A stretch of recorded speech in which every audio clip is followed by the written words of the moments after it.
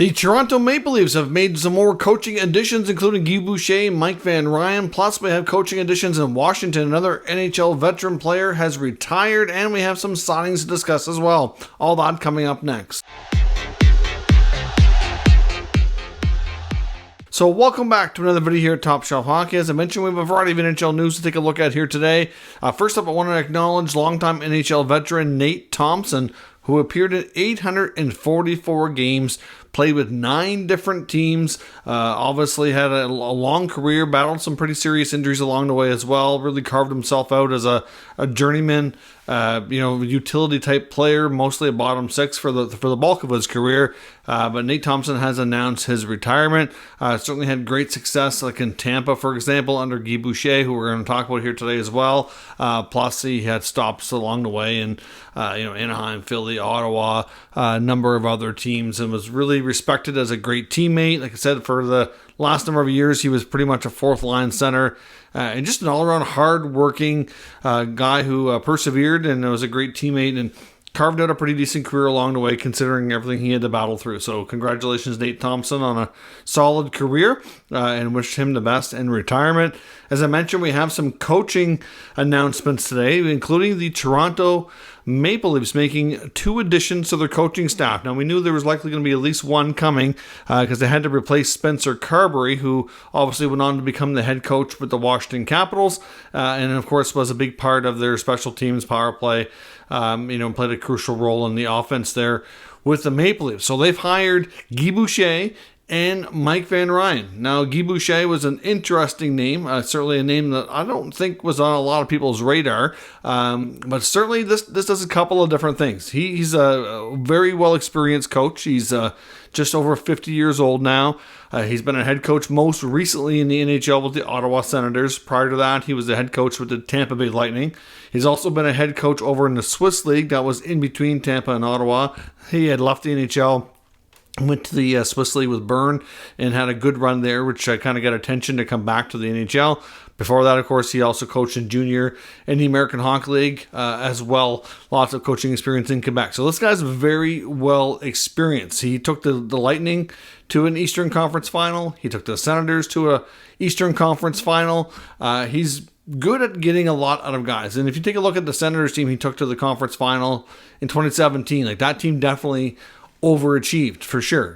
When Tampa made it, I think they were not quite ready to be the eventual team they became later on, but certainly helped them get great achievement as well. Now, Guy Boucher is going to be responsible for the power play here with the Leafs. Mike Van Ryn comes in as an assistant coach who was in the St. Louis Blues organization for 5 seasons. He will take over working with the defense. He obviously, before working with the St. Louis Blues, also had some head coaching experience in the American Hockey League with Arizona's AHL affiliate in Tucson. Was briefly an OHL head coach as well. Played 353 NHL games himself, including time as a Toronto Maple Leaf. So he's certainly used to the market and used to the organization to some degree, although it's been a little while. Of course, he was on the coaching staff most recently here with Craig Berube in St. Louis, and they haven't moved on from Berube, but they've certainly, the team has not excelled like they did when they won the Stanley Cup. So they've made changes, and I don't think it's really a direct reflection on the coaches that have moved on, but it was time to change up Berube's staff. So Van Ryn become available, and now it comes to the Maple Leafs. But I think Guy Boucher is certainly the higher profile guy here amongst the two. So to me, this is a couple things. One thing a lot of people won't realize, and maybe didn't know, and if you don't, here's a bit of a background. But Guy Boucher was very close, and at one point expected to be the head coach of the Toronto Maple Leafs before he was ever the head coach with the Ottawa Senators. It was believed that when the Leafs were going through their coaching change after they kind of started going through the Shannon plan here, that the job that Mike Babcock took was expected to go to Guy Boucher, because originally it was looking like Babcock was not going to accept. Guy Boucher I don't think he was led on to think he had the job, but I know he spent a lot of time in Toronto, had multiple interviews, was starting to make plans thinking he likely had the job, but then once Babcock accepted, then that obviously put him out of the running. But Guy Boucher was very much there and was certainly on the radar of Leafs brass back then for the head coaching role. So it's kind of inevitable he ends up back there. So that's some interesting facts that you might not have realized. Of course, like I said, in Ottawa, he did well with a team that certainly, like I said, he helped them overachieve. He's very, very, very structured. He's known for that. Can be a little strict, very demanding. Of course, he was kind of infamous for his famous phrase of rest as a weapon. I know it's something that I don't think Ottawa fans will ever let him live down. But essentially, he's a good coach, though. And all in all, I think he's so far in this NHL tenures, he just tends to have a short lifespan. Like, very structured, very demanding, very good. But, after a couple of years, tends to, be hard. It's just hard on the players, so they tend to need a change. So we'll see how things work out. As an assistant, though, he probably have a little bit of a different role and should be able to carve out a nice addition there to Sheldon Keefe's staff. And this also, for the Maple Leafs, gives them options. At this point, Sheldon Keefe has not yet been extended.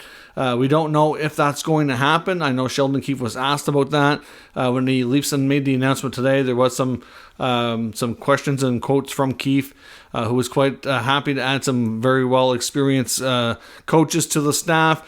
When it comes to his own extension, he said at this point he's just hoping it's going to work itself out.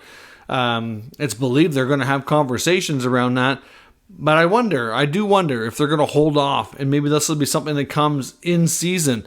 Maybe they want to see how things start, see how things move along, see how things go with getting the extensions done for Matthews and Nylander, make that a higher priority. And if they do decide to make a change, whether it be this year or even next, they have a guy there with Guy Boucher who can certainly easily step in and become head coach because of the experience he has and take over. Like I said, Mike Van Ryn's there. You still got Manny Malhotra, who's going to now move off the bench with the eye in the sky. And Dean Schnelf remains with the team. He will still he'll be the PK coach. So you've got Boucher in the power play, Van Ryn on the D. Schnelf will work the PK, and Malhotra eye in the sky. So we'll see how things work out for them in Toronto, but I knew they'd be making an addition. I did not expect Guy Boucher to be on their radar again, but here we are. We said it should be a good fit. Be interesting to see how things work out. In Washington, they've announced that they've added a couple of coaches as well, including Kirk Muller.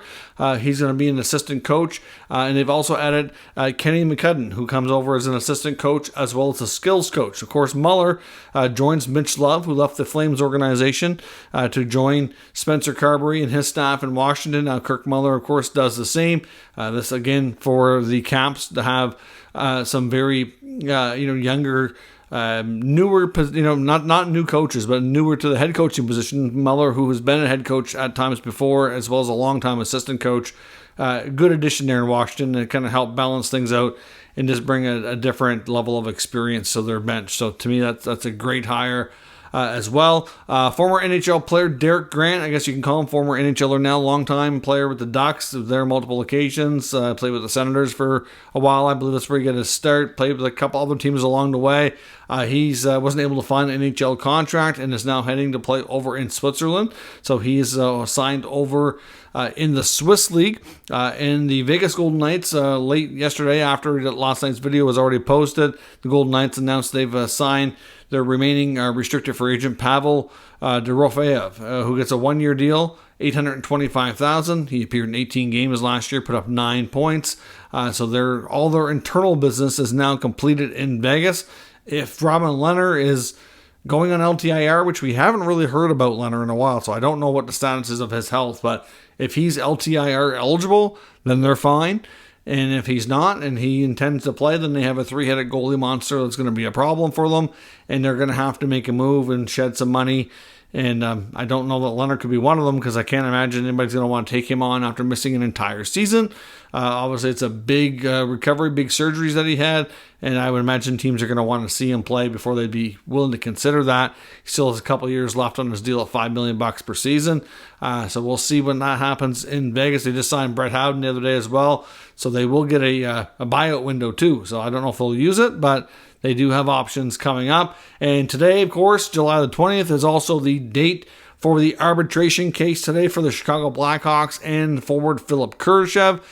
So once that gets started, I'm not sure the exact time it starts today, but once it started, negotiations come to a close. But as I mentioned before, Kurashev's agent had made note that they felt like they were more than likely going to go through with the case regardless, and it was not very likely they were going to get a contract done ahead of time. They were quite a ways apart.